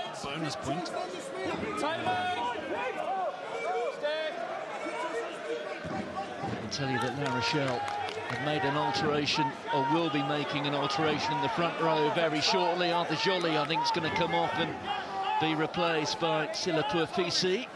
which is a name that would be familiar to fans of clubs like Gloucester and Glasgow. There goes Greg Aldrit. Such power, Greg Aldrit. But then he loses it, and it's scooped back by Vermeulen. In comes Hogg, who couldn't gather it first time either. But we're coming back for the first knock-on from a La Rochelle player. I just feel that that intercept try came at the perfect time. The momentum was starting to change. We're starting to hear a bit more of the crowd. Tails were getting up, and that intercept really would have knocked the wind out of their sails. So probably could have envisaged La Rochelle scoring down the other end had that pass gone over Slade's head. So fantastic timing for Slade to do that. But once again, Aldred, they're knocking the ball on. We haven't seen enough of him. He's been a revelation in the French side. Big ball carrier. Just haven't seen enough of him today. And when we did, he's now another handling error by La Rochelle. They really have let themselves down with their handling errors. So La Rochelle have made that change on the tight head side of the front row. Same stability.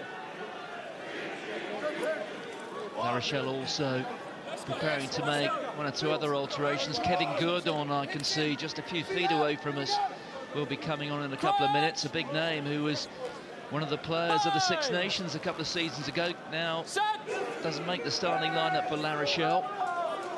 Keep it up this side. Get ready to use. Another good solid scrum there from the Chiefs. There's White onto Witten. Slade, well, he was just trying to shovel that on a bit too quickly. So it's a knock-on advantage here to La Rochelle. Benson Retes, so dangerous when he gets some space. Onto Sazi, the second row, one of the stalwarts here at the La Rochelle club. That was Jeremy Sanzel. Advantage over for the knock-on. Referee says the advantage is over from the knock-on, which is a little bit strange because I think they're about 10 or 15 metres further back than they were. But here goes O'Flaherty. On here to Hogg. Cuthbert. Stay back. Well, the more and more, and then coming in there was Belles, and that was a deliberate knock-on. Went with one hand, deliberate knock-on. Went with one hand, deliberate knock-on. 22 minutes to go, and Exeter, who will have their eyes fixed on a possible, not just the 4 points, but maybe a 5th point here, Scott, know that they just have to be patient, because the more that clock runs down, the more desperate and perhaps the more opportunities that will be presented by La Rochelle. Yeah, 100%, I think. 22 minutes to go, chasing a try here. And as you say, La Rochelle are probably going to force things now. They're already making so many handling errors. So Exeter have every opportunity to get a bonus point here. Well, we can see the changes being made here. So Vian Liebenberg comes off. He's replaced by Kevin Gourdon. Marc-Andre comes on. So that's an alteration which sees the wing come on, the scrum half go off, and Arthur Retier, we've already mentioned that today, is equally comfortable at 9, so he moves in from the wing to operate as the replacement scrum half. Thank you. Time back on. Here's Yendel, gone short to White. Frizeau, thankfully for La Rochelle, was on his mettle. Not straight, says the referee. Straight to the front guy. Yeah, you mentioned Kevin Gourdon there. In the French side 2 years ago, he was a mainstay. As you mentioned, he was voted player of the Six Nations out of the French side.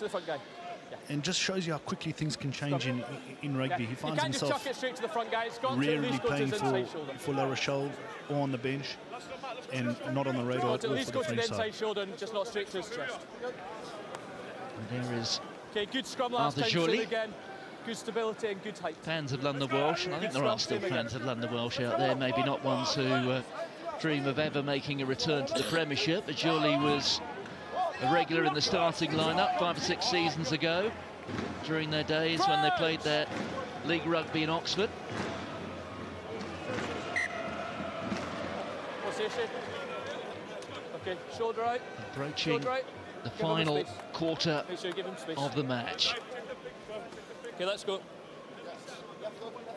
Glasgow beating Sale earlier this afternoon. That's the other match in the second pool.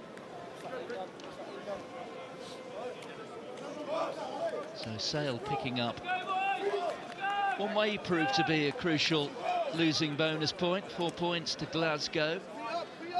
Exeter would love to get off to a start here, not just with 4 points, but perhaps not getting too greedy, but another try could well deliver them the 5th. Well, I think if they didn't score the bonus point from here, they would be disappointed with themselves, so they've got everything to play for. Vito pops it up there to Retière. Stuart Hogg in the perfect position.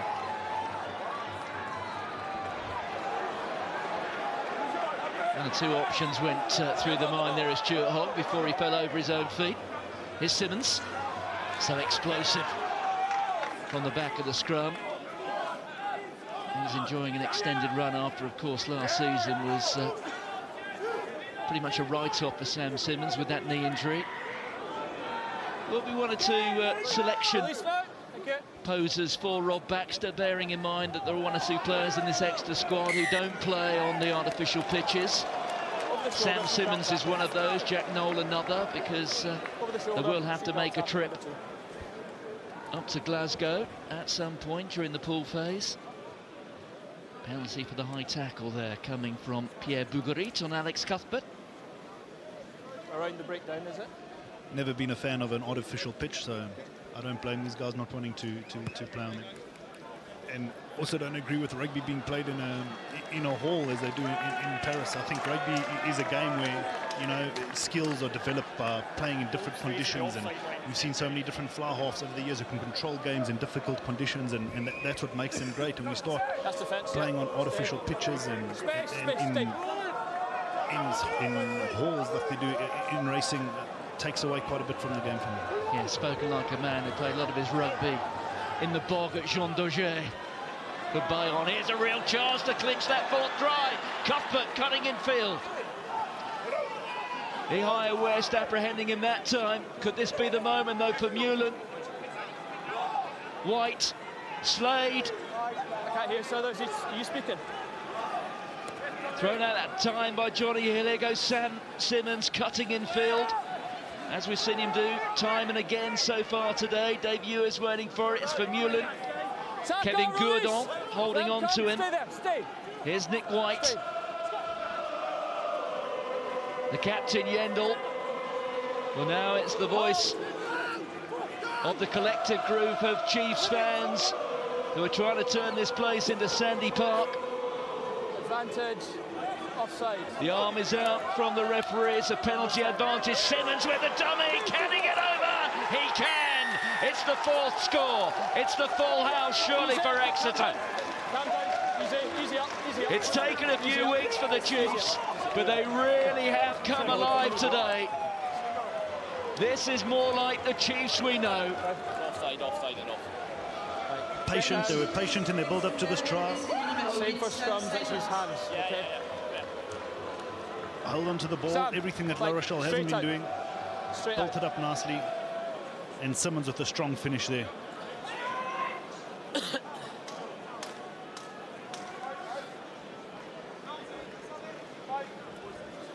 Well, it's been an object lesson from the former Premiership champions. Thank you.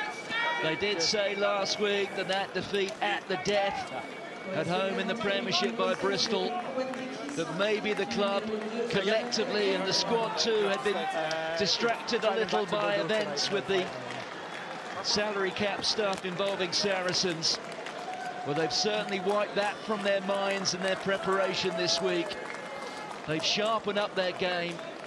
They've cut down the error count. They have been clinical in the way only Exeter can be.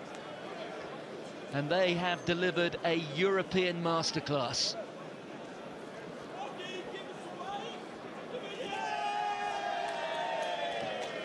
Not often that the away crowd or the away supporters are louder than the home crowd here in La Rochelle, so I think that sums things up for the La Rochelle side this afternoon.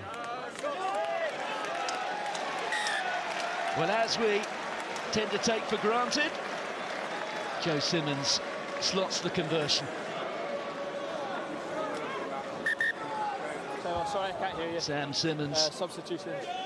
He'll be thinking bigger and, of course, less selfishly than this, but after his desperate time last season, he'll be thinking that maybe that white shirt will beckon again in 2020.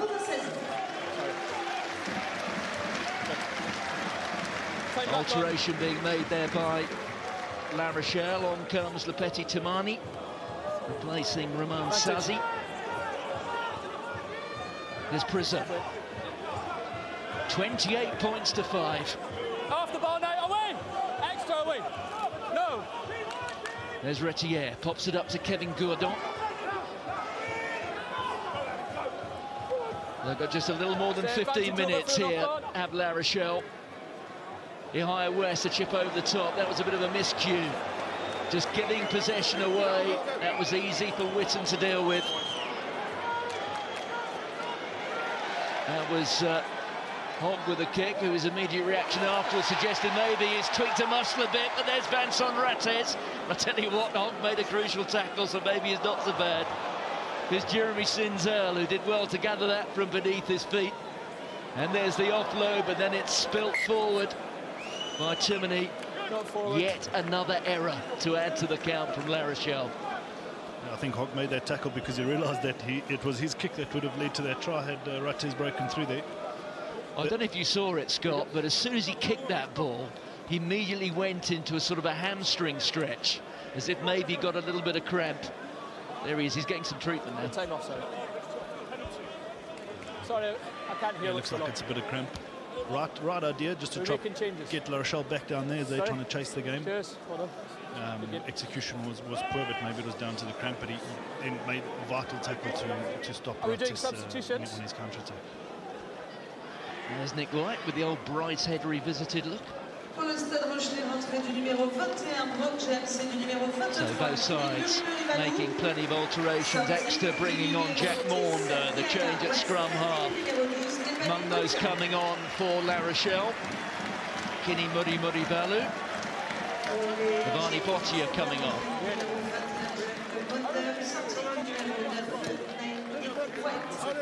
Yeah, always a difficult afternoon for West as a fly half when your side is dominating. You haven't got great ball, but he did have a few good touches. A couple of he had that defensive error in the first Exeter try, but a bit of a mixed bag. But never easy as a fly half when your side's getting dominated the way they are. And to give some additional perspective to that scoreline, La Rochelle have won their last 9 matches here. We've been good all game at the Stade Marcel de Flandre. Keep the space, keep the discipline. We've been good all game. Don't get lazy now. So that long sequence of wins, which started back in the start of March, they lost back-to-back home games here in February and March in the top 14. But it was their form in the last few weeks which took them into the playoff places in the top 14 and also on their way to the final of the Challenge Cup. Don't forget, they were the beaten finalists at Newcastle in that tournament as well. So they are no slouches. And it's a measure of the achievement, the dominance that the men from the southwest are demonstrating here. Well, if we look back over Exeter's relatively short history in European rugby, this, I'm sure, will be remembered as one of the best, if not the best, performance in Europe from them. They've only got through the playoffs, or through the pools, I should say, on one previous occasion 4 years ago, when they were eliminated in the quarterfinals. But this certainly sets them up. An away win in France on the opening weekend. They will want to accumulate points that gives them a home tie in the quarterfinals. It's not just about finishing in one of the playoff, or should I say one of the qualifying spots. And Exeter will recognise that this could be a launch pad, not just for their European season, but their domestic one as well. Yeah, often a change, just a change in scenery can reset all the counters, and you know, a change of competition. A great performance here in France could get their confidence back where it needs to be. Jumping across in the air. Sorry. Yes, you may well have heard that. Jumping across, La Rochelle contact in the air. infringing at the line-out, jumping across and making contact. So Henry Slade still got that strapping on his left leg. Henry Slade, whose summer was a frustrating one, and in the end ended up playing in a World Cup final. Okay, yeah. On the line. I think Slade brings a lot to the game. He's obviously got a great left foot, but he's got a lot of pace. Extremely good attacker, but in any backline to have a left-footed boot at outside centre brings a lot to what you can do. Yeah, first time I saw him play, it was as a fly half for England under-20s when they won the Junior World Cup 6 years ago. Don't change. Jack Clifford's winning squad in France. It was the final not that far from here against Wales. There's Jack Maunder, the scrum half, pops it up to Dave Ewers. Maunder again. Here's Jack Noel, another member of England's World Cup squad who made an appearance against Argentina towards the end of the pool phase. There's Noel again. Little more than 11 minutes to go. Exeter with the try bonus point already wrapped up. Now, can they add further humiliation to a side who just simply not used to getting beaten here? That was Janus Kirsten, the South African.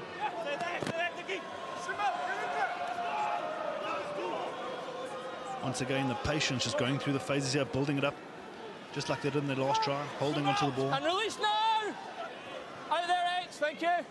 Well, this is what we associate with Exeter, the ability to keep hold of the ball, the patience, being clinical in that bottom 10 metres. Rob Baxter, I'm sure, will have a close eye on this. Well, they will have the put in at the scrum. Stand up. No.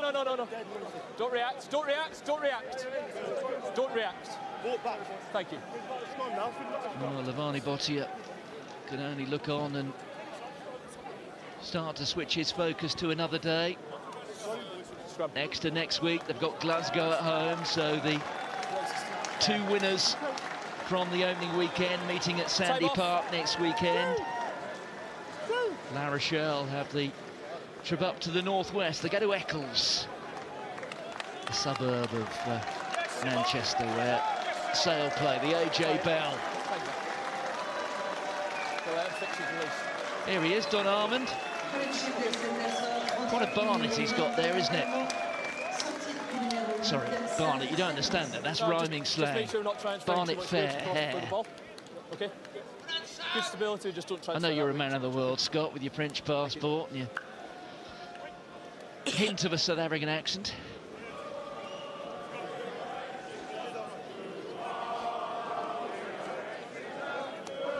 I know you've spoken a bit about it, but I wouldn't underestimate this performance from Exeter. Coming down here to La Rochelle, we know that the La Rochelle coaching staff would have put a massive marker over the Champions Cup. They both have got histories and stories to tell with this in this competition, both Gibbs and O'Gara. So this would have been an important game for them. But La Rochelle have been poor, but as poor as La Rochelle have been, Exeter have been fantastic. And I think they've definitely laid down a marker in this competition.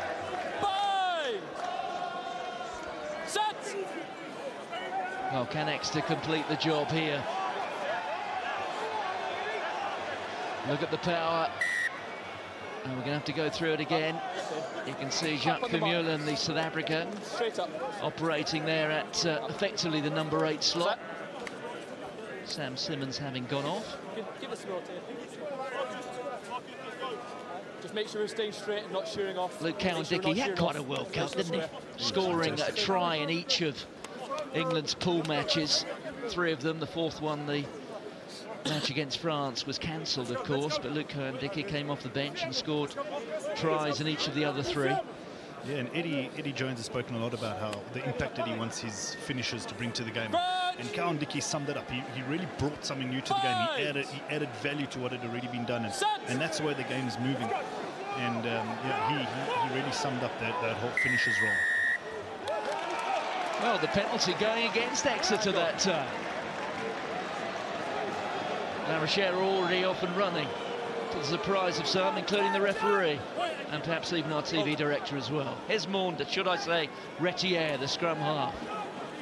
Stay. There he is, Arthur Retier, on to Brock James. Maryjo getting caught in the shadow of his own post. As you said, Martin, this is where La Rochelle might start chasing their game, and if Exeter can defend well here, there might be a couple of opportunities to pick up and close this game out.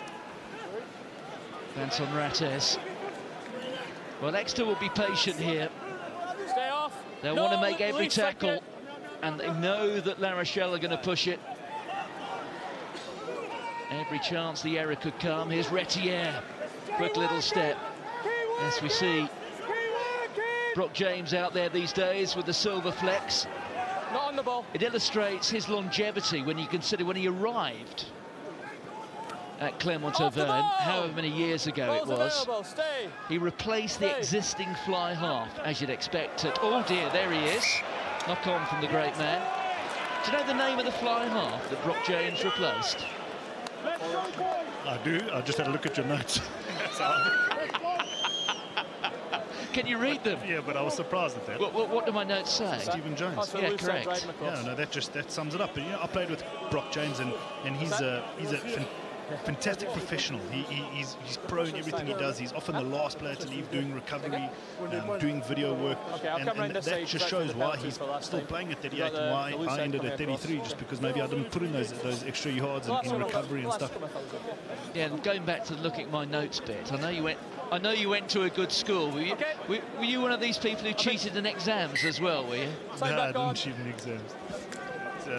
Back to Brock James, I think he might be in his last year. We thought that for the last 5 years, but if it happens to be his last year, I do think that he would make a fantastic coach going forward. Having played with him, he almost is a player coach. He bosses people around and he takes charge of the back line. I was very privileged to play with a guy like him, and he's been fantastic. Let's tell you what's coming up here on BT Sport straight after this. It's Clermont against Harlequins. Quite a cracker that should be at the Stade Marcel Michelin, as we see Jack Maunda. We got plenty of rugby as well. As the evening goes on, you have the choice of viewing on BT Sport 3 HD and Ultimate. You've got Ospreys against Munster, the All-Pro 14 clash.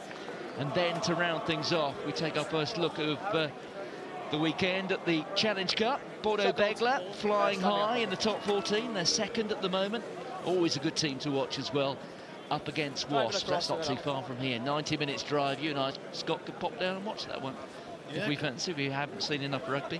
That's at 7:45 this evening on BT Sport 2 HD. You don't have to move from your spot in the living room or wherever you have the TV. You can have TVs in all rooms these days, can't you? How many TVs have you got at home, Scott?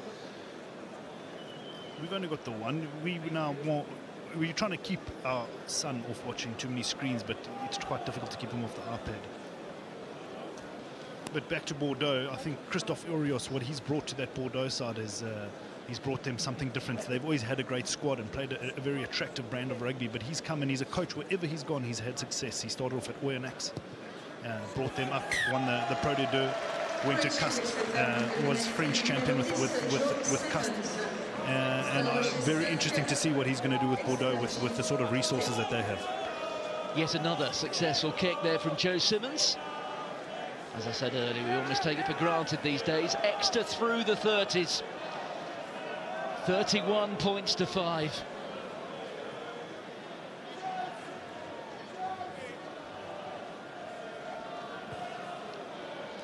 Brock James with the restart. Here goes Marc-André, on to Greg Aldrit, one France international on to another. It is a star-studded team, this La Rochelle side. They have been put to the sword. There's another one, Kinimuri Muribala, who started 3 of Fiji's 4 matches at the World Cup. The only one he wasn't involved in was the defeat by Uruguay in Kamaishi. There's Retier. Last 4 minutes of the match. Jeffrey de Maryjo. He would have been starting for France at the World Cup had he not been released from the squad because of that. Space out wide, yeah. And a mismatch. Whitten. Bit of space here. This is O'Flaherty. O'Flaherty inside, but there was a forward pass. Right, I've got no comms with the AR. Late call, forward pass. Poor old Mike Adamson has had one or two more problems with his listening devices. That was quite a tough call, that one, I think. So I don't have any comms with Tom O'Flaherty, who I can tell you has been awarded the man of the match by the pundits from the host broadcaster. Some bloke called Dimitriashvili. Ever heard of him? Who's that speaking? Buret's boy. He's one of your neighbours down in that part of the world, isn't he? Yeah, fair. On Millionaires Row. And he was a fantastic player. I don't know, as a fullback playing against him was always a tough afternoon. He could really keep you on your toes and he'd spot space and control games. But back to O'Flaherty, he's the start of the game, you know, he had a few breaks there that really put La Rochelle under pressure, and so he's been fantastic all evening. So Retier there with a put-in. The La Rochelle scrum into reverse. Brock James onto De Meyrou. De Meyrou with the change in direction, just running into Brock James, and then De Meyrou's gone to ground. He's just had a bit of a clash with Yannis Kirsten. I think it was entirely accidental, but De Meyrou has been poleaxed. There's Don Arman with that rather extravagant hairstyle. And release. De Meyrou still down, so La Rochelle playing with 14. Touched. Steenson across field. Brock James hanging back. His calling card, those gloves that he wears, and now the referee has blown his whistle. What's that?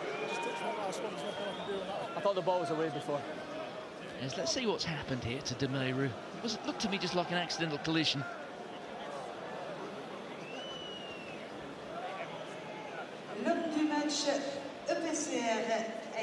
Seemed like he caught something on his chin there.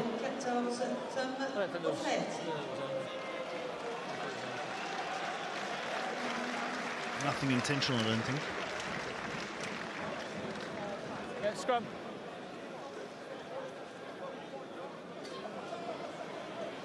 A bit of an elbow in the mush, I think. I think he might have been playing a bit for a penalty there rather than anything. Yeah, there's scrum. La Rochelle ball, they're in possession. Not suggesting he's acting, the player on the ground. It is something that is creeping to our game, and something that I hope that gets squashed out very soon. It doesn't have any place in rugby. Did you ever do it yourself? No.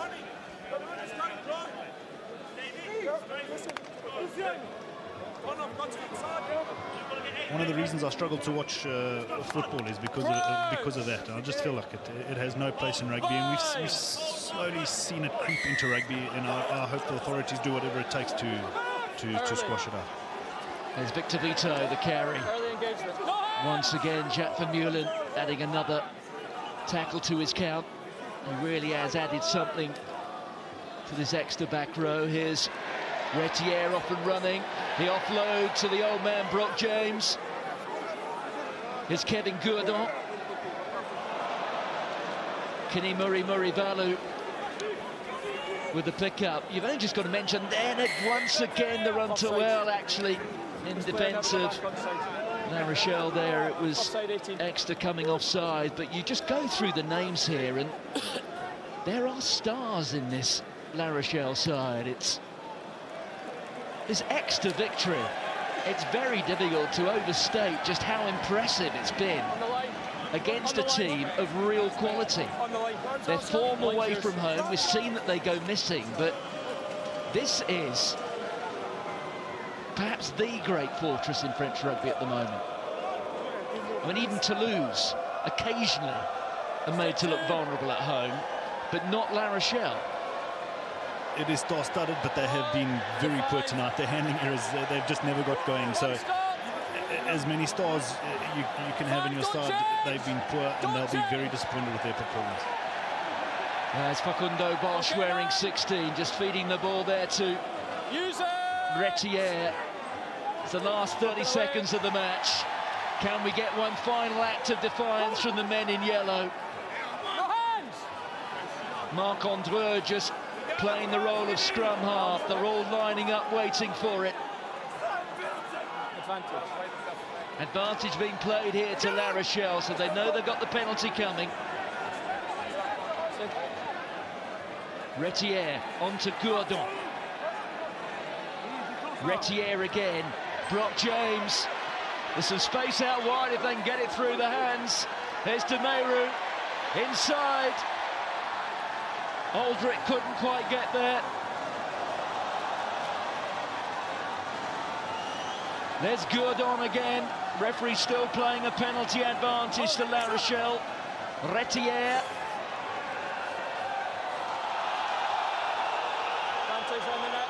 Another penalty advantage. That time it was a high tackle. There goes Aldrich. Here's Retier. Brock James with a cross kick. Sanzel inside. And Maryjo Simmons gets the score. In the end, it was a work of art. But I tell you what, it is that one single final act of defiance at the end of what has been a thorough mauling for La Rochelle.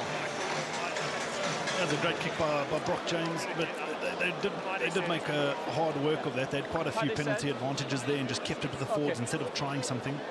But in the end, they got their great little nudge by Brock James. Inside ball. Triton.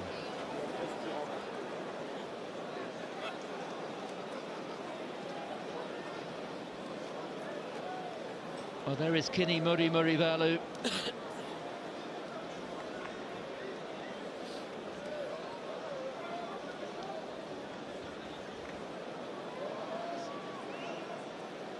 Well, this result inevitably a huge encouragement to fans of Exeter Chiefs.